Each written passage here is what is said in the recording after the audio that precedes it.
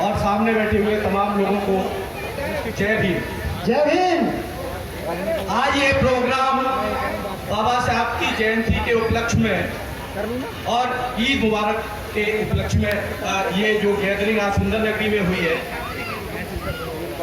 इसको देखते हुए देखिए बाबा साहब ने ये संविधान बनाया कि इस देश में कैसे राजतंत्र के बाद लोकतंत्र कैसे स्थापित हो।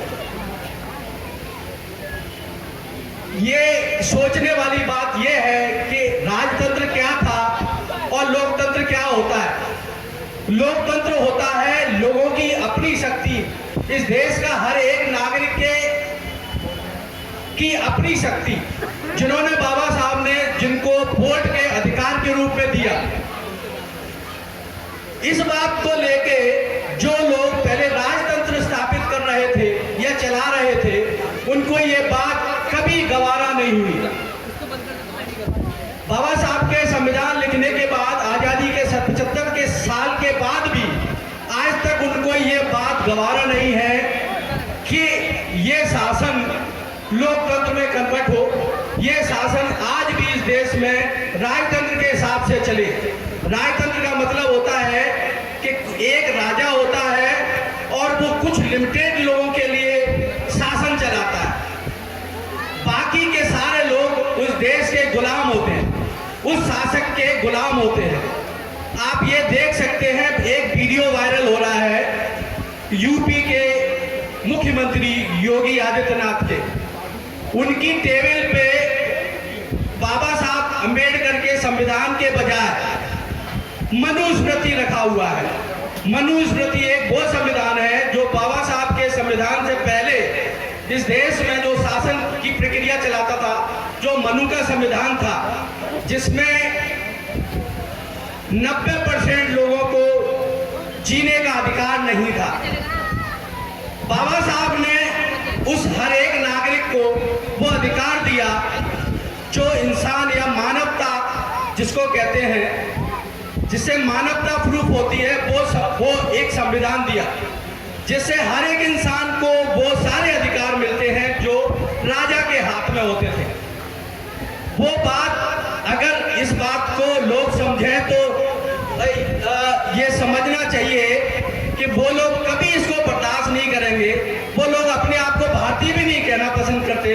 वो लोग खुलेआम जो है इस बात को कहते हैं कि हम इस संविधान को नहीं मानते। आप रोज आए दिन ये वीडियो देखते हैं, लेकिन जो लोग जिन्होंने बाबा साहब के संविधान से बहुत सारे अधिकारों को लिया है, उनकी ये ड्यूटी बनती है कि इस संविधान को कैसे बचाया जाए। इस संविधान के अधिकारों को लेने से सिर्फ बात नहीं बनती है, आज हमें ये प्रतिज्ञा लेनी चाहिए कि जिस संविधान की वजह से आज हमें शिक्षा का अधिकार मिला है, आज हमें अच्छी स्वास्थ्य का अधिकार मिला है, आज हमें जीने का अधिकार मिला है।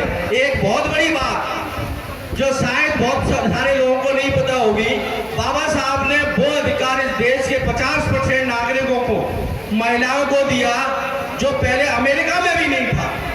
इस महिलाओं को वोट का अधिकार सबसे पहले हमारे देश में बाबा साहब ने दिया, जो कभी अमेरिका में भी नहीं हुआ।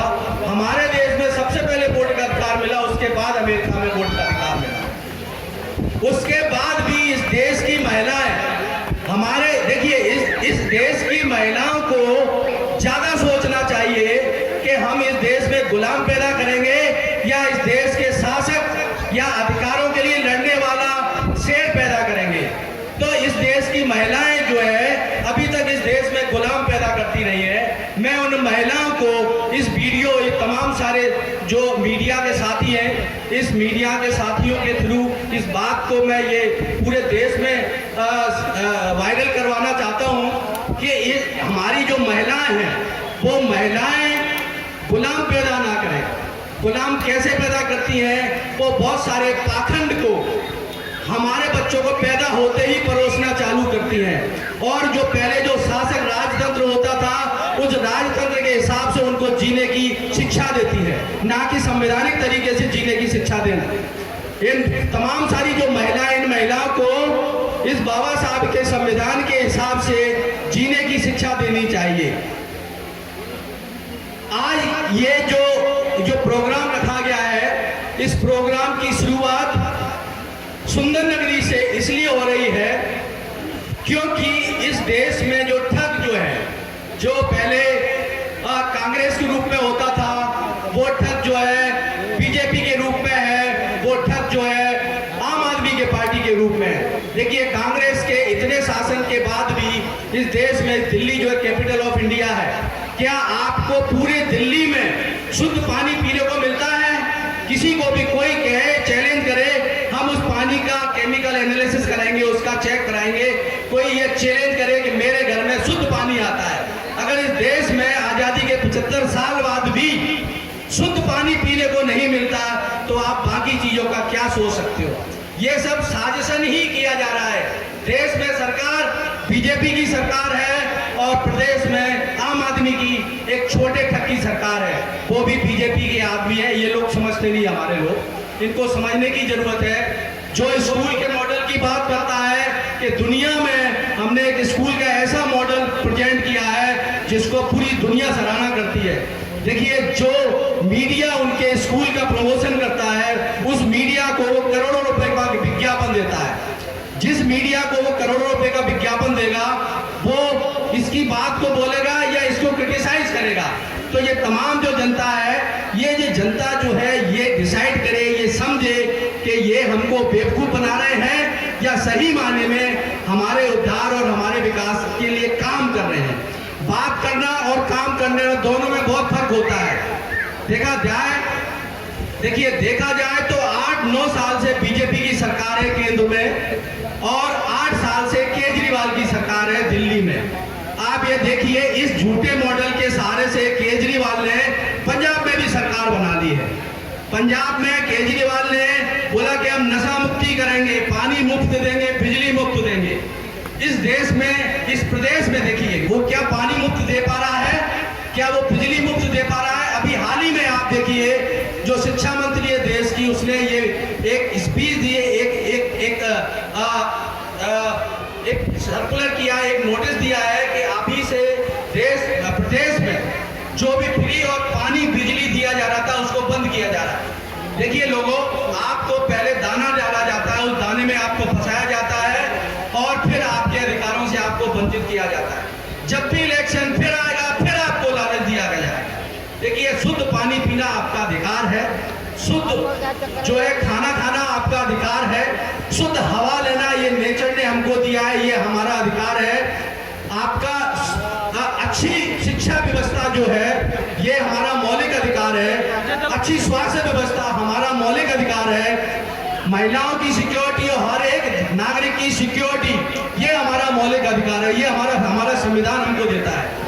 आप ये देखिए, कोई भी देश में, दिल्ली जो है देश की राजधानी है, आपको लगता है कोई यहाँ सुरक्षित है?